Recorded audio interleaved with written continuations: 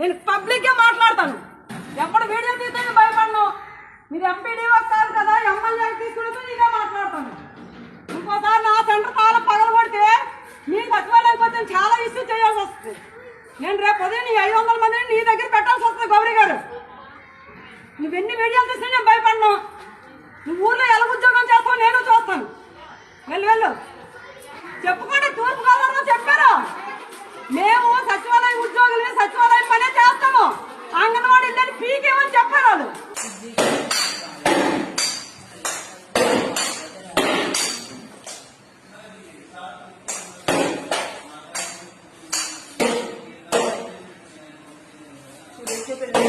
video